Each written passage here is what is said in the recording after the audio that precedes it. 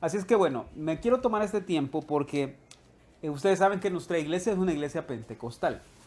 Quiere decir que es una iglesia que cree en el mover del Espíritu, que creen en las demostraciones del Espíritu, que creen en el bautismo, que creemos en el bautismo del Espíritu, que creemos en el bautismo del Espíritu Santo, en las manifestaciones del Espíritu Santo, en las demostraciones del Espíritu Santo, porque eso está ejemplificado en la Biblia. Y es un tema larguísimo y es sumamente extenso. Y estoy orando, desde hace un tiempo habíamos pensado con mi esposa un montón de temas, pero entre esos temas está enseñar acerca de por qué hacemos lo que hacemos en la iglesia. Y hemos comenzado ahorita, si se dan cuenta, empezamos a tratar de enseñar todo lo relacionado con las primicias, los diezmos y todo eso, porque ¿por qué hacemos eso? Hay iglesias que enseñan que no se tiene que hacer. Hay gente que enseña que eso no se tiene que hacer, que ya no es para nosotros, que era para otra época, que era para el Antiguo Testamento, etcétera, etcétera. Pero nosotros creemos que la Biblia es infalible y que la Biblia es eterna y que nos enseña principios que son perpetuos en el Señor y por eso hacemos las cosas que hacemos. Entonces estamos orando por eso. Estoy pensando de alguna forma cómo podemos organizarnos en todo el año a manera de distribuir todos estos estudios para que podamos aprender por qué hacemos lo que hacemos. ¿Por qué interceden de esa manera? ¿Por qué intercedemos haciéndole así? ¿Por qué intercedemos juntos, agarrándonos de la mano, etcétera, etcétera? ¿Por qué hacemos todo eso? Tiene una razón de ser. Sépanlo de una vez. Todo lo que hacemos en la iglesia tiene una razón y un propósito bíblico de hacerlo. ¿Sí? Ahora, para que me entiendan, es un tema realmente extenso y no puedo dárselos ni en 15 minutos ni siquiera en una hora porque es larguísimo. Por ejemplo, la pastora tiene enseñando en el grupo de mujeres sobre la intercesión y no ha llegado todavía hasta enseñar por qué utilizan el cabello como lo utilizan. Apenas están estudiando y aprendiendo la importancia de ese tipo de cosas en lo espiritual. Pero en la iglesia tenemos la bendición y el tremendo privilegio de poder tener estos principios espirituales. ¿De acuerdo? Ahora, hay dos cosas y quiero ser muy claro. Muchas veces, mis queridos hermanos, vamos a tener que tener la experiencia antes que la teoría. Y a muchos de nosotros nos ha pasado probablemente que teníamos alguna duda, alguna incertidumbre y nos metimos en la oración, el Señor nos tocó ahí y cuando venimos a sentir, ¿y esto qué me pasó? ¿Qué es? Pero tuvimos la experiencia antes que la teoría. Y muchas veces el Señor nos va a llevar del otro lado y nos va a tener primero enseñándonos la teoría y después la práctica. La cuestión es esta, precisamente por eso estamos tratando de tomarnos el tiempo. La pregunta es, ¿cómo se puede manejar o de dónde nosotros podemos enseñar o decir que estas cosas son bíblicas o que la gente se vaya a asustar porque es normal? Ahora, les hago una pregunta muy honesta. ¿Por qué creen que la gente se asusta cuando oye eso?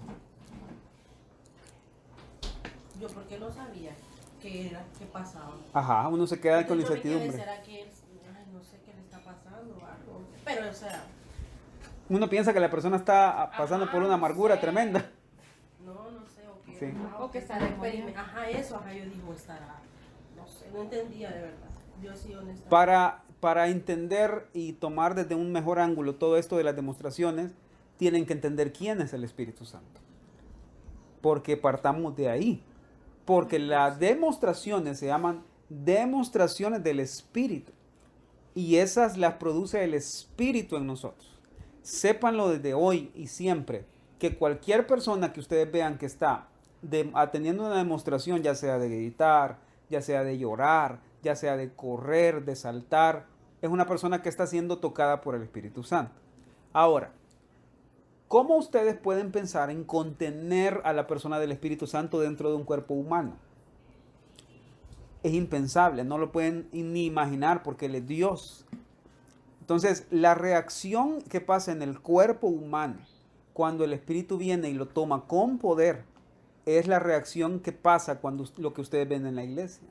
Lo que ha pasado en ese momento es que la persona se rindió y se entregó tanto al Señor que el Señor la llenó con ese Espíritu y la reacción que se ve en el cuerpo de llorar, temblar, gritar, es una reacción física al estímulo espiritual del Espíritu Santo.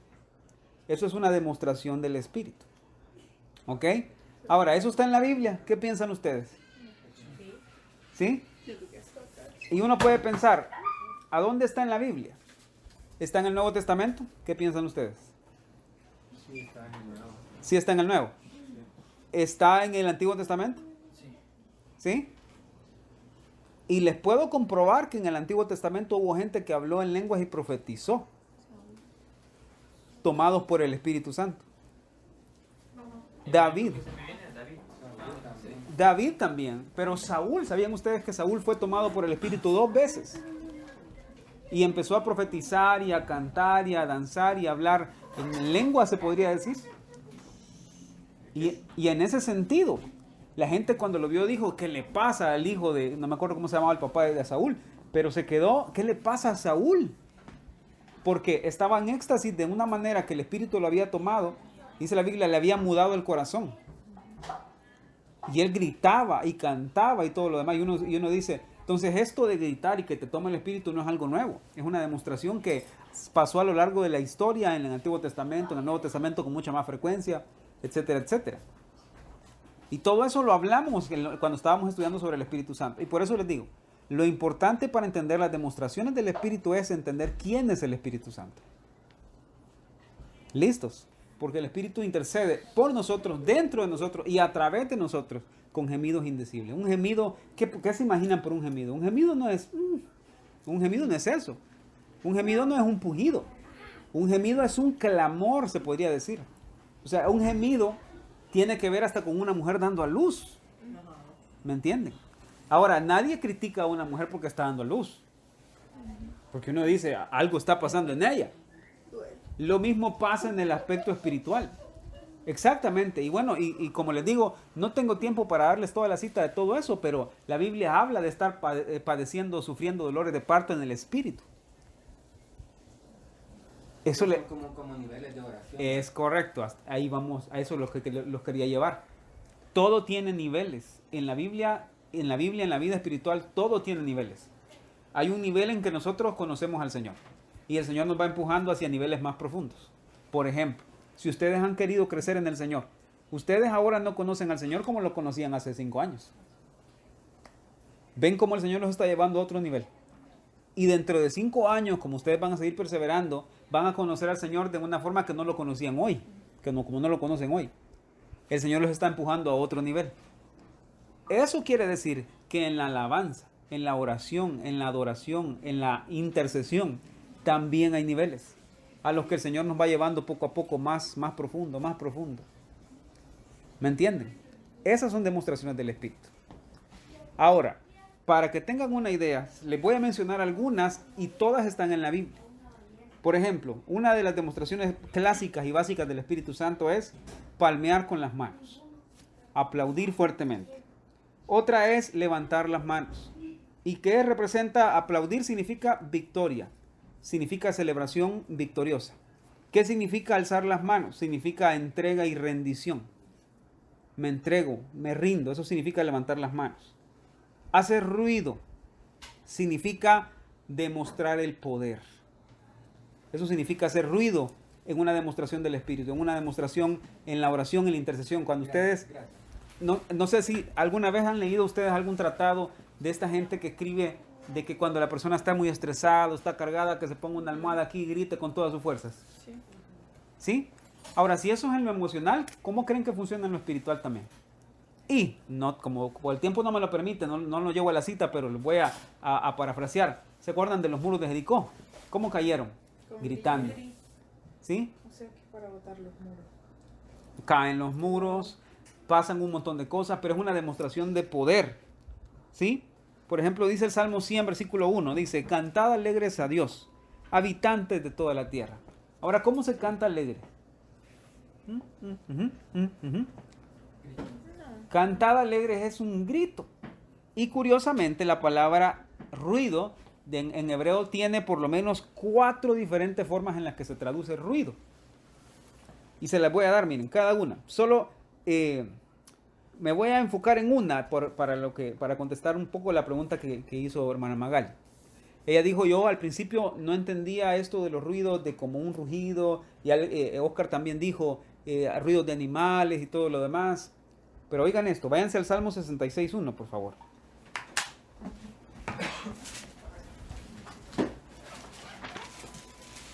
Ahora van a entender qué es lo que pasa.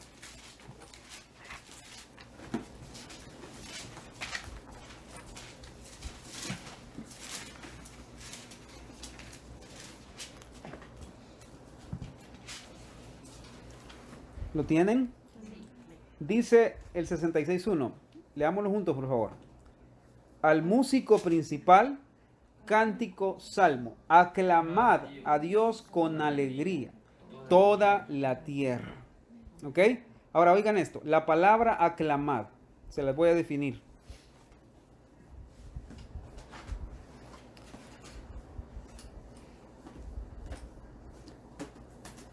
Esta palabra hebrea se traduce rúa.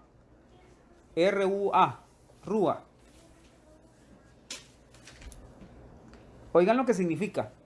¿Sí? Y van a entender por qué en la iglesia oyen gritos despavoridos como que algo está pasando ahí espiritualmente hablando. La palabra rúa se traduce arruinar, romper. Figurativamente significa dividir los oídos. Como con un sonido. Eso significa. Dividir los oídos con un sonido. Es decir, partir los oídos con un sonido. O sea que algo Es correcto, así es. Significa gritar, alegría, alzar la voz, aullar. Eso significa rúa. Aullar, cantar, hacer una alarma, gozo, júbilo, quebrantar, sonar, tocar trompeta. Eso significa rúa. Esa es la traducción del hebreo. Ahora oigan la traducción del griego. Significa vociferar, lanzar alaridos fuertes, chillar.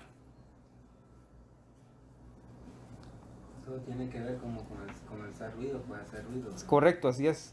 Chillar, se escribe con Chillar, L. con él, con doble L, sí. Ahora, otro versículo más, Salmo 81. ¿Lo están viendo? Versículo 1.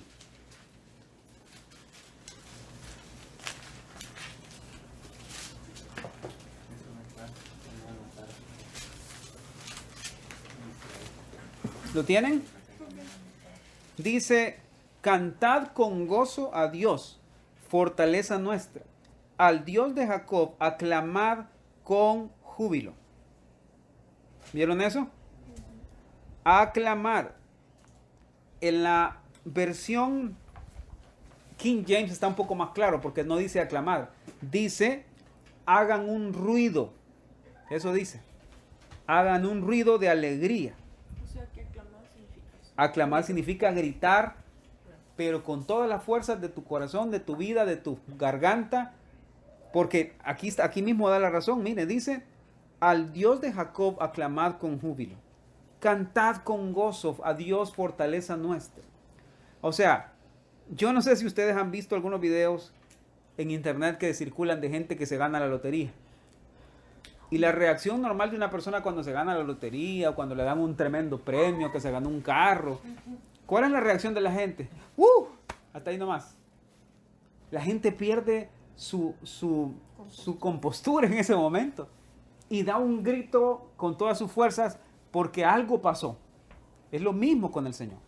Esa palabra aclamad es rúa y quiere decir gritar. Ahora oigan esto. Hay otra palabra que se escribe shaom para ruido, shaom. Así como se oye, S-H-A-O-W-N. Para ruido. C-H-A-B. Sí, para ruido. Perdón, S-H. Ese es en hebreo. Sí, hebreo. S-H-A-O-W-N. Ay, yo puse ese.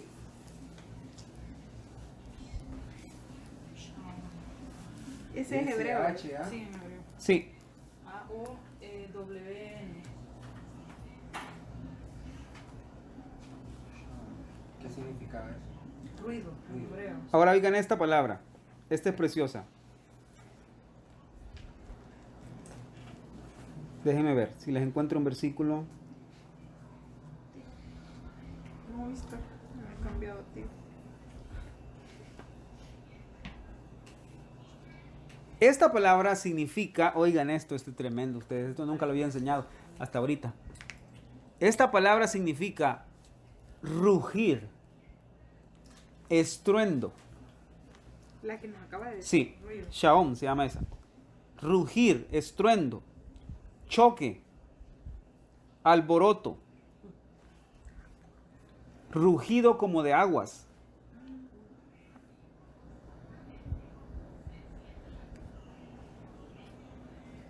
¿Sí?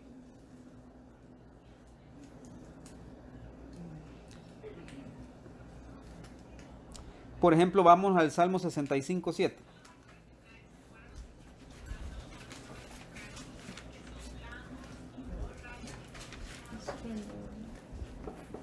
Hola. Salmo 65:7.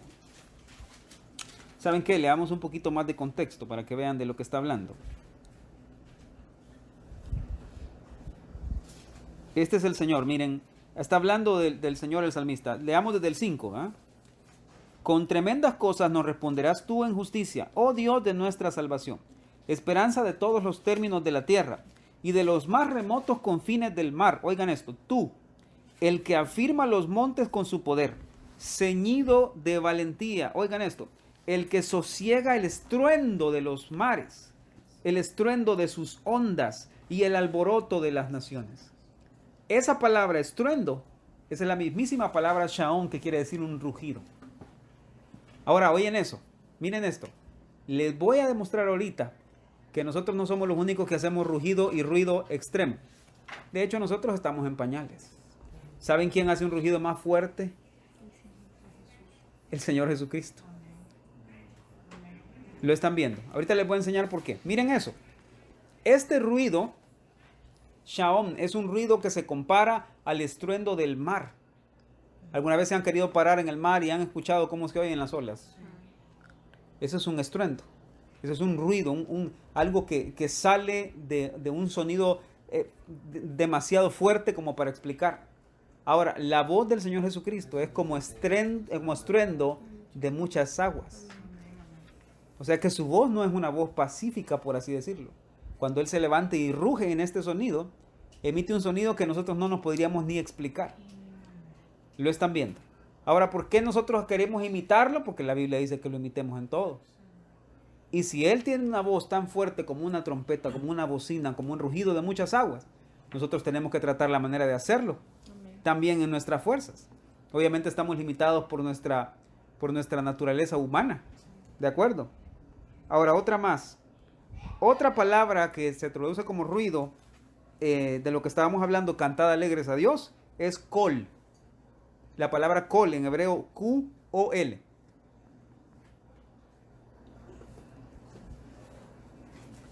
Q-O-L. Esta se traduce así: voz recia, proclamación, proclamación, trueno.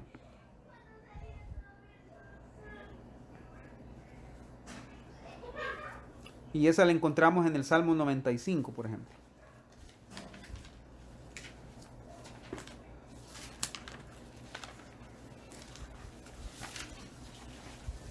Versículos 1 y 2.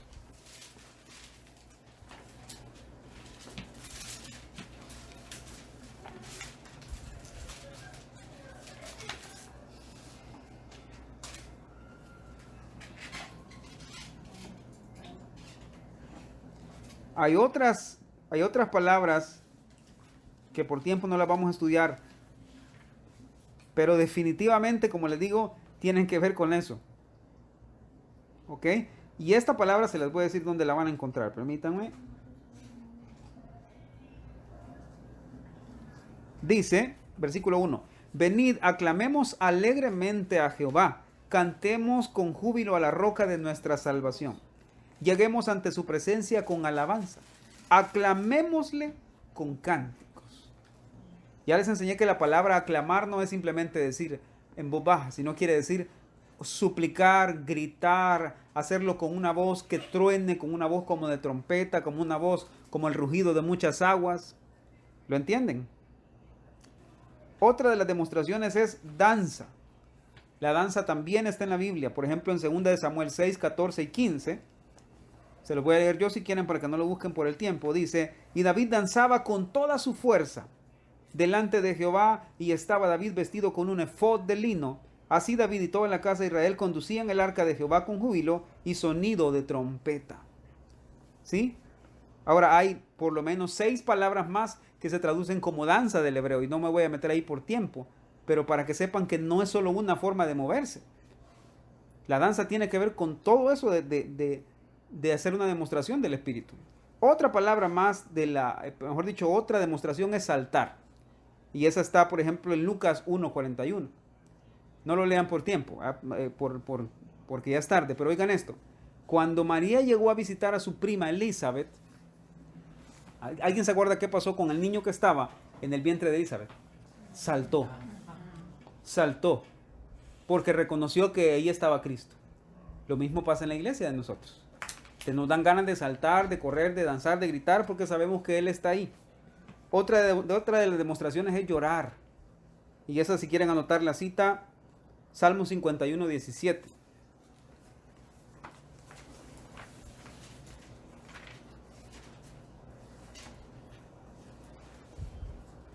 Dice, los sacrificios de Dios son el espíritu quebrantado. ¿Ven? Al corazón contrito y humillado no despreciarás tú, oh Dios. Ahora tiene que ver con un llanto sincero y genuino delante del Señor. Al reconocer nuestra condición, al reconocer quiénes éramos, de dónde nos libró, de dónde nos sacó Él. Eso tiene que ver con llorar genuinamente. No debemos llorar del lado equivocado. Llorar del lado equivocado quiere decir llorar por lamento. Amén. Otra demostración es temblar. Miren lo que dice Hechos 9:6. Cuando el Señor tomó a Pablo y lo botó del burro, ¿se acuerdan? O del caballo. Para llamarlo y para que lo sirviera. Hechos 9. Cuando Pablo se levantó y se dirigió al Señor, oigan lo que dice. Él, temblando y temeroso, dijo, Señor, ¿qué quieres que yo haga? O sea, Pablo cuando vio al Señor y la presencia del Señor empezó a temblar. Y le agarró una gran tembladera. Eso me preguntaba yo, ¿Sí? porque a mí siempre, no sé por qué me agarro así de una gran temblazón. Que no, de verdad, que yo siempre me da eso. Sí, es correcto. Es una demostración del Espíritu. Siempre es una demostración del Espíritu. Otra demostración del Espíritu es caer rendido o postrarse. ¿Sí? Y el temblor, la demostración del temblor representa un temor y reverencia al Señor. Temor y reverencia. Es que una de las cosas que uno tiene que quitarse para que el Espíritu Santo se mueva con todas esas demostraciones es el sentir vergüenza. Sí. Si Cierto. uno siente vergüenza porque va a estar todo desmelechado, porque va a saltar, o porque va a gritar, o porque uno retiene al Espíritu, porque definitivamente que el Señor es tan bueno y tan misericordioso con uno y tan respetuoso con nuestra carnalidad, por decirlo así, hasta cierto punto, porque Él no hace algo en nosotros que nosotros mismos no queramos. Entonces, si definitivamente anhelamos tener una demostración del Espíritu, que deberíamos de anhelarlo, porque si no tenemos al Espíritu Santo dentro de nosotros, no vamos a escuchar la final trompeta, vean, nos vamos a quedar en la gran tribu. Entonces la gente que nunca se ha movido a esto de pedirle al Señor por hablar en lenguas, por tener una comunicación con Él de esa manera, nunca van a escuchar la trompeta. Y es la gente que se va a quedar aquí, aún siendo cristianos, o sea, aún conociendo al Señor. Si no hay ese mover del Espíritu, no hay crecimiento tampoco, porque el Espíritu Santo es el único que puede ir al lugar más recóndito de nuestro corazón y encender ahí la luz y decirnos, aquí hay algo que no le agrada al Señor. Entonces, definitivamente, Jesús, en su sabiduría y en su amor, cuando Él se iba a ir, dijo, les voy a enviar a uno. Sí. Que les va a enseñar cómo llegar de regreso prácticamente. Y si nosotros no dejamos que ese uno, que es el Espíritu Santo, haga lo que tiene que hacer con nosotros, no vamos de regreso a la casa del Padre. Estamos ahí en el mismo lugar siempre. Ahora, todas las demostraciones, no es que en el momento usted va a tener todas las demostraciones, ¿verdad? Sí, no, O de sea, guardia. va a llorar, temblar sí, va a explotar ahí. Aunque quisiéramos, hay un momento en que es tanta la presencia del Señor que uno no puede. Es que es literal como que lo enchufaran a 220, ¿verdad? Es tanto que el cuerpo, esta carne, no puede soportar la presencia del Señor.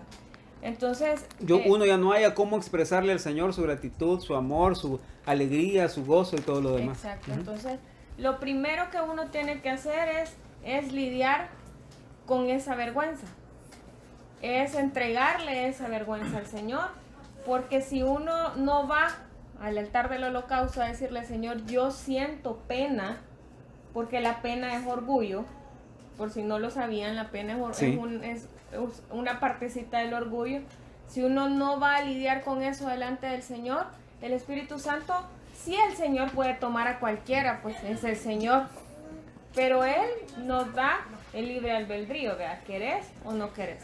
Por eso nosotros en la iglesia no obligamos a nadie a que tenga estas experiencias, ni a que siente estas experiencias, ni a que...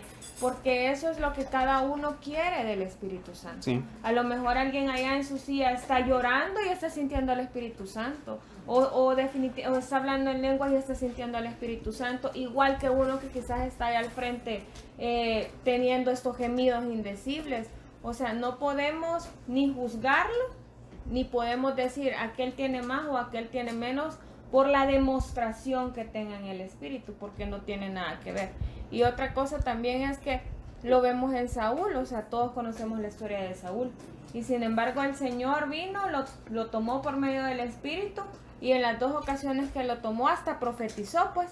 Entonces no quiere decir que porque una persona esté ahí adelante y tenga una demostración del Espíritu, sea perfecto, porque ninguno somos perfectos. Vamos camino a hacerlo por medio del Señor Jesucristo. Sí. Pero tampoco podemos decir que una persona es más espiritual que otra porque tiene ciertas demostraciones del Espíritu. Eso no tiene absolutamente nada que ver, porque no somos nosotros, es el Espíritu Santo moviéndose a través de nosotros.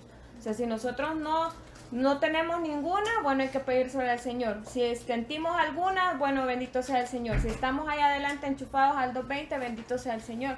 Pero eso no tiene que ver con ninguna cosa que pueda uno decir, ay, el hermano bien santificado, vea, o porque vemos a alguien nada más parado ahí que nunca aplaudió, ¿sí? Que No. nunca aplaudió, que nunca hizo nada. No podemos juzgarlo con nuestros ojos carnales, porque simplemente el Señor sabe qué está haciendo y qué está obrando en esa persona. Así mismo es. Así es que, miren, eso, como les digo, es una generalidad con respecto a esto. Sepan lo que todo eso que les acabo de decir tiene un significado espiritual, tiene una aplicación espiritual para nosotros. Así que cuando ustedes vean a un hermano que está ahí metiéndose con todo, sepan que el Espíritu Santo está haciendo algo en él. Y por eso está teniendo una demostración física de lo que el Espíritu está haciendo ahí. Amén. Amén. Así que bueno, vamos a orar. Le voy a pedir a la pastora que nos ayude a guiar en oración, por favor, para terminar. Amén. Padre, te damos gracias por esta